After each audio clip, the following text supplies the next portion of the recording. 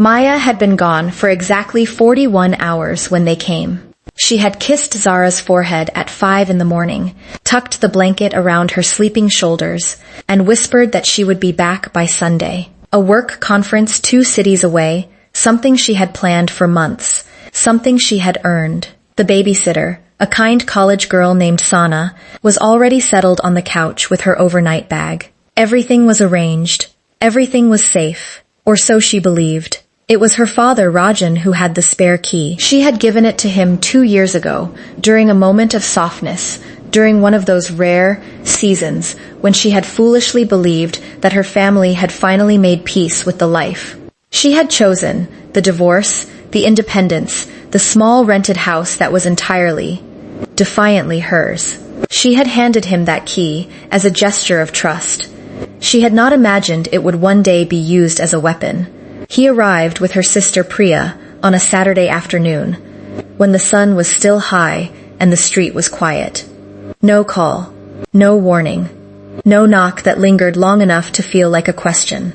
Sana opened the door, confused, and before she could properly object, they were inside, moving through Maya's home like they owned every corner of it.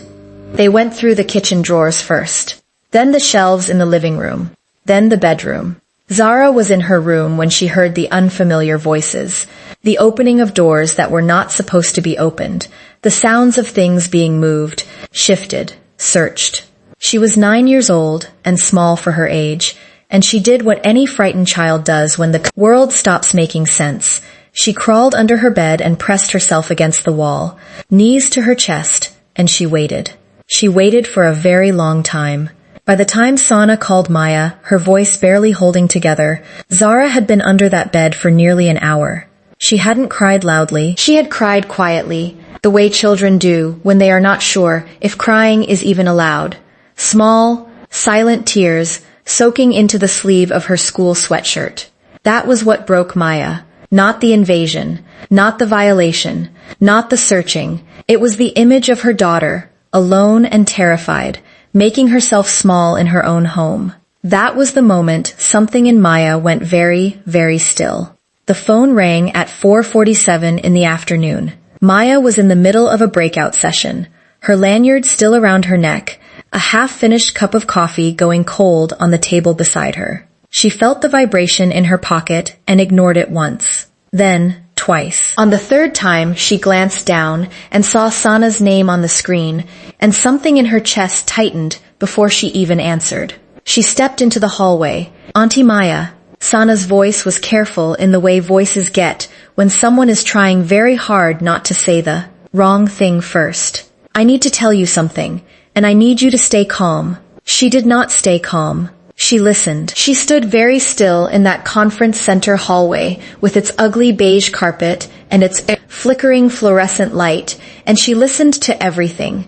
The key in the door, the 2 figures walking in without asking, the way Sana had tried to explain that Maya was away and that they should call first, the way her father had looked through her like she was furniture and kept moving. She listened to the part about the drawers, the bedroom, the laptop left open on the desk at a different angle than it had been. She listened to the part about Zara. Then Sana said, "She's okay. She's out now, but she wants to talk to you." There was a rustling sound, and then a small voice came on the line. Quiet. Careful. Carrying the particular exhaustion of a child who has been frightened for a long time and is only now allowing herself to stop. "Mama." That single word undid everything. Maya pressed her back against the hallway wall and closed her eyes. She asked Zara where she was. "On the sofa," Zara said, wrapped in her yellow blanket. Sana had made her hot chocolate. She was okay. She kept saying she was okay, in the fragile, unconvincing way that meant she was not okay at all. Maya told her she loved her. She told her she was coming home. She told her to keep the blanket on and not to worry about a single thing. Then she hung up, walked directly to her room, and began packing her bag without sitting down once. She did not call her father. She did not call her sister. There was nothing to say yet. The words she had for them were not ready. They were still hardening, still sharpening, still becoming what they needed to be. She drove through the night with both hands on the wheel and silence in the car, and she did not cry until she hit the highway.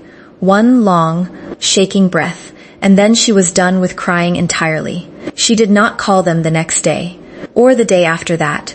3 weeks passed and Maya said nothing.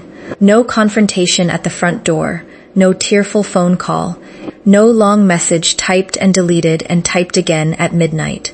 Nothing. She went to work, packed Zara's lunch, attended the parent-teacher meeting, watered the plant on the kitchen windowsill, and lived her life with the quiet, deliberate focus of someone who has decided that the most powerful thing she can do right now is absolutely nothing visible. Her family mistook the silence for weakness. She knew they would. That was the point. Her father called on the 4th day. She let it ring. Her sister sent a message, something breezy and unbothered, as though a Saturday afternoon break-in was the kind of thing families simply moved past by the following week. Maya read it once, set her phone face down on the counter, and went back to helping Zara with her homework. On the 8th day, she called a lawyer. His name was Mr.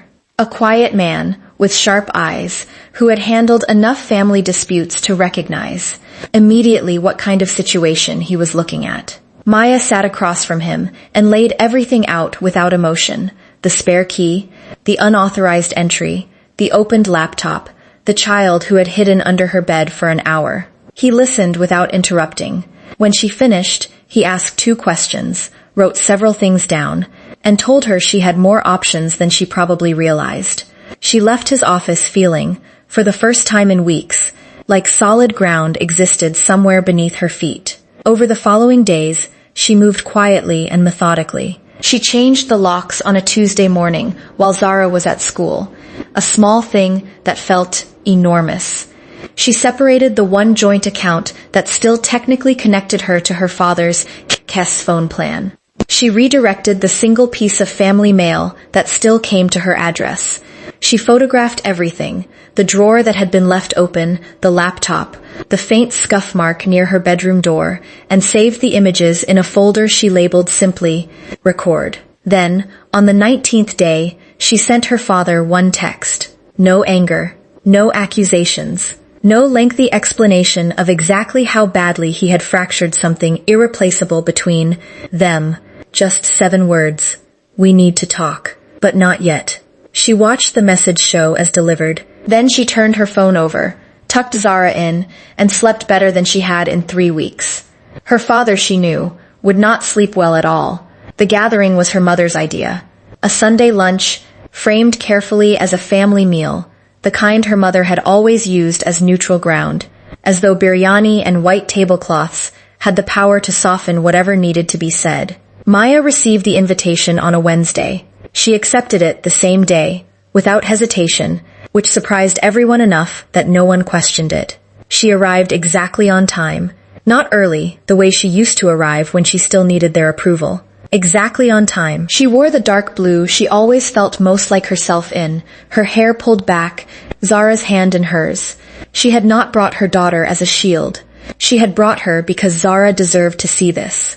She deserved to watch her mother stand up straight in a room that had always tried to make her smaller. The table was full. Aunts, uncles, cousins, the entire architecture of a family that had spent years watching Maya be quietly managed and corrected and second-guessed by her father and sister, and had said very little about any of it. She waited until the plates were cleared. Then she set a single folder on the table. She did not raise her voice. She did not tremble. She spoke the way Mr. Aruk had advised, clearly, factually, without the ornamentation of tears that could be dismissed or anger that could be reframed as hysteria.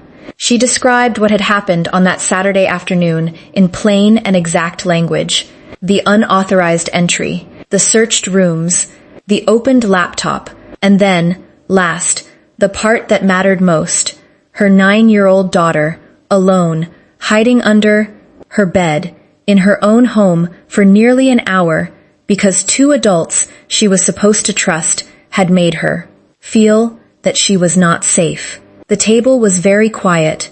Her father opened his mouth once. She looked at him and he closed it again. Her sister's eyes filled with tears, and Maya felt something she had not expected. Not satisfaction, not triumph, just a deep and exhausted sadness for the version of their relationship that could have existed and never would now. She closed the folder. She thanked her mother for lunch. She took Zara's hand. At the door, her father said her name, just her name, the way parents do when words have finally failed them completely. She turned around. She looked at him for a long moment, long enough to let him understand that she saw him clearly, all of him, the love and the control and the damage all tangled together. Then she stepped outside, and the door closed quietly behind her. No slamming, no scene, just the soft, final sound of a woman choosing herself and taking her daughter with her.